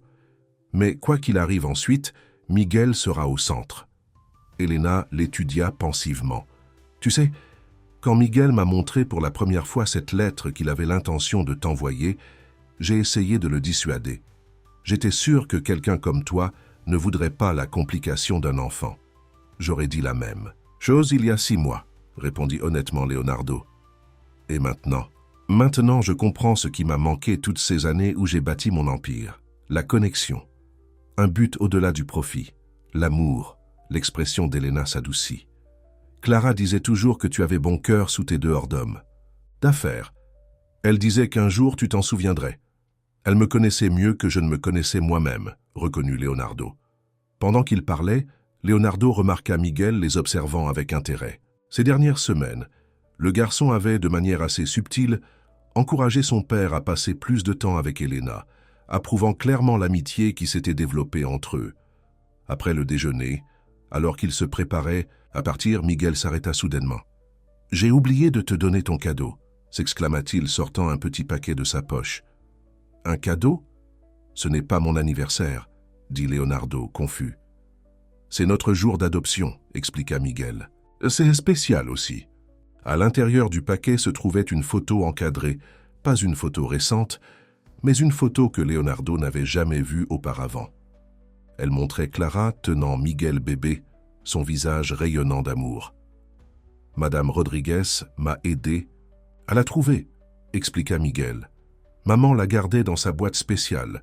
Elle a dit qu'elle avait été prise le jour de ma naissance. » Leonardo regarda l'image, la joie dans l'expression de Clara alors qu'elle tenait leur enfant, un enfant dont il ignorait l'existence.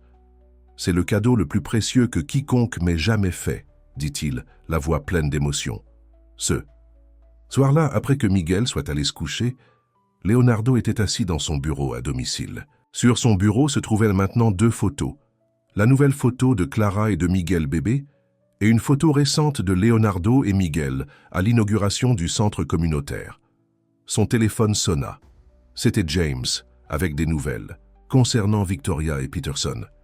Ils ont fait une offre pour racheter votre participation majoritaire dans Albuquerque Enterprises, rapporta James. Le montant est substantiel, bien au-dessus de la valeur marchande. Il y a 6 mois, Leonardo aurait peut-être envisagé une telle offre. L'entreprise avait été l'œuvre de sa vie, son identité, son héritage. Mais maintenant, dites-leur que je ne suis pas intéressé, répondit Leonardo sans hésitation. Albuquerque Enterprises ne concerne plus seulement les profits. Il s'agit des communautés que nous servons, des vies que nous impactons. Je ne confierai pas cette responsabilité à quelqu'un comme Peterson. Ils n'accepteront pas facilement. Tu as un refus, avertit James. Ils devront, dit Leonardo fermement. Certaines choses ne sont pas à vendre. Après avoir raccroché, Leonardo alla dans la chambre de Miguel et ouvrit doucement la porte. Son fils dormait paisiblement, le journal de Donnell, Clara sur la table de nuit à côté de lui. Ils l'avaient lu ensemble chaque soir, apprenant davantage sur la femme remarquable qui avait uni leur vie. Leonardo ajusta la couverture de Miguel et lui écarta les cheveux du front. Dans son sommeil, la ressemblance du garçon avec Clara était plus forte. La même expression douce, la même résilience silencieuse. « Merci », murmura Leonardo, à Miguel, à Clara, à quelque force qui les avait réunis quand il en avait le plus besoin. En refermant la porte, Leonardo pensa à la demande qui avait tout changé, une simple supplique d'aide d'un enfant qui avait tout perdu. « S'il vous plaît, aidez-moi, je suis seul. » Miguel n'était plus seul et Leonardo non plus. Le lendemain matin, Leonardo préparait le petit déjeuner lorsque son téléphone sonna. C'était Rebecca. « Allumez les informations », dit-elle sans salutation. Leonardo prit la télécommande, allumant la télévision de la cuisine. Une bannière d'informations urgentes défilait en bas de l'écran. Une enquête majeure sur une fraude cible Peterson Development. Le PDG Jeffrey Peterson et sa fiancée Victoria Miller sont nommés dans une plainte. La reporter expliqua que Peterson avait utilisé des informations privilégiées pour manipuler les valeurs immobilières et la confiance des investisseurs. Victoria avait apparemment collecté des informations auprès des concurrents de Peterson, y compris ses tentatives de se rapprocher de Leonardo et de Miguel. « Je ne peux pas dire que je suis surprise », dit Leonardo à Rebecca, « mais je suis soulagé qu'il ne soit plus un problème pour nous. Ce n'est pas pour ça que j'ai appelé », répondit Rebecca. Il y a plus. Le reportage a continué, révélant que l'un des stratagèmes frauduleux de Peterson impliquait la falsification de rejets d'assurance maladie, y compris les refus de traitements expérimentaux contre le cancer. « Le traitement de Clara ?» réalisa Leonardo, le sang glacé. « Veulent-ils dire » C'est possible, confirma Rebecca, la voix tendue d'émotion. L'enquête est en cours, mais il semble que la société de Peterson avait des intérêts financiers à refuser certaines demandes. Celle de Clara a peut-être été l'une d'elles. Leonardo sentit la rage monter en lui. L'idée que Clara aurait pu se voir refuser un traitement vital dans le cadre d'une escroquerie était presque insupportable. « Que pouvons-nous faire » demanda-t-il. « J'ai déjà contacté les enquêteurs, » dit Rebecca. « Je leur envoie les dossiers médicaux de Clara et les lettres de refus d'assurance. Si la société de Peterson était impliquée, nous le découvrirons. » Après avoir raccroché, Leonardo lutta pour contenir sa colère avant que Miguel ne descende pour le petit déjeuner. Le garçon était perspicace. Il sentirait immédiatement que quelque chose n'allait pas.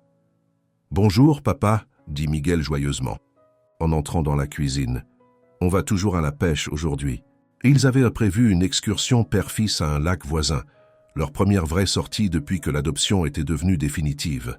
« Absolument », confirma Leonardo, repoussant ses pensées plus sombres. Aujourd'hui était pour Miguel, pour construire des souvenirs heureux ensemble. Alors qu'ils conduisaient jusqu'au lac, Miguel parlait avec enthousiasme de l'école, de ses amis et du projet de science qu'il réalisait avec l'aide de Rebecca. Sa vie s'était stabilisée ces derniers mois. Les cauchemars avaient cessé. Ses notes étaient excellentes et il avait un groupe d'amis solides qu'il avait accepté sans tenir compte de la richesse ou du statut de son père. Au lac, Leonardo apprit à Miguel à lancer une ligne de pêche, partageant les techniques que son propre père lui avait enseignées des décennies plus tôt. Le lien avec son passé, avec les moments simples et significatifs passés avec ses parents avant que l'ambition ne consume sa vie, ressemblait à un retour en arrière. « Papa » demanda Miguel alors qu'ils étaient assis côte à côte sur le quai. « Penses-tu que toi et maman seriez restés ensemble si elle t'avait parlé de moi ?» La question prit Leonardo au dépourvu. « C'est difficile à savoir » répondit-il honnêtement.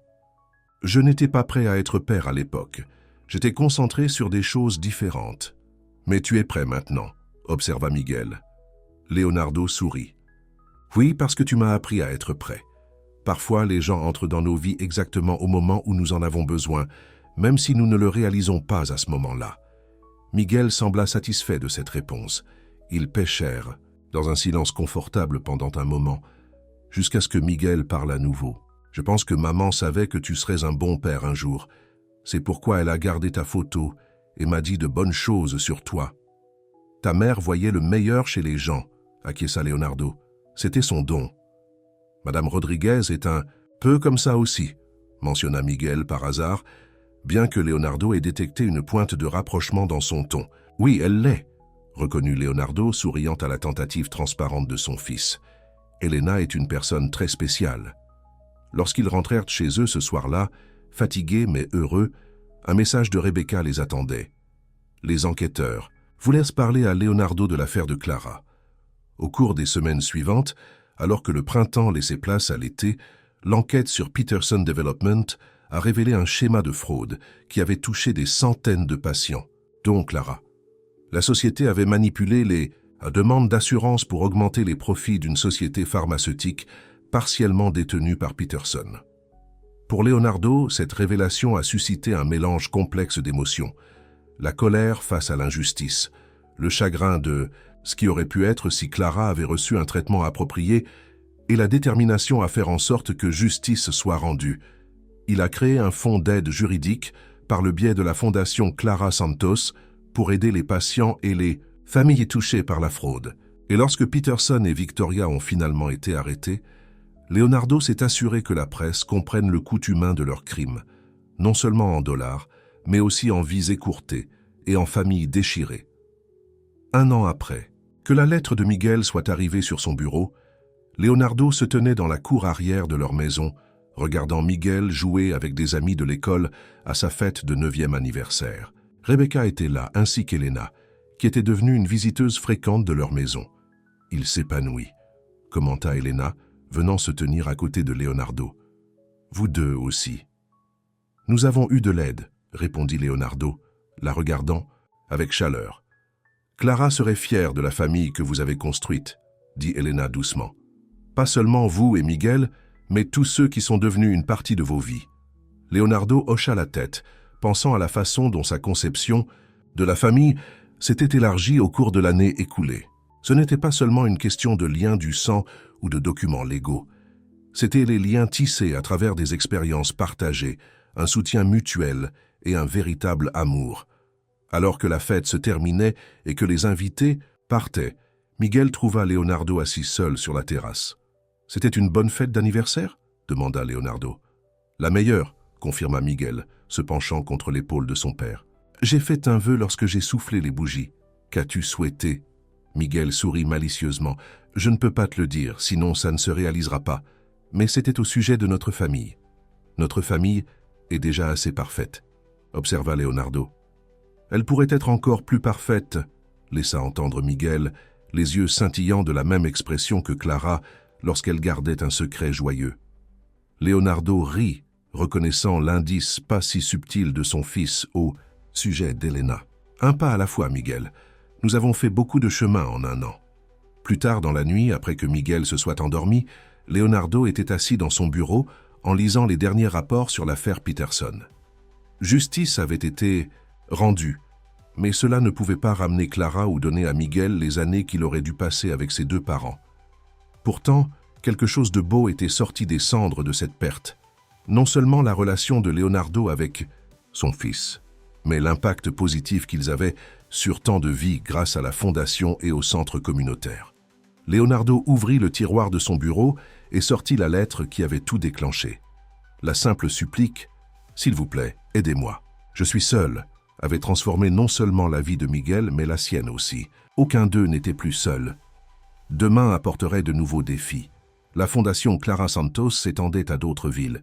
Albuquerque Enterprises était pionnière d'un nouveau modèle de développement responsable qui gagnait une reconnaissance nationale.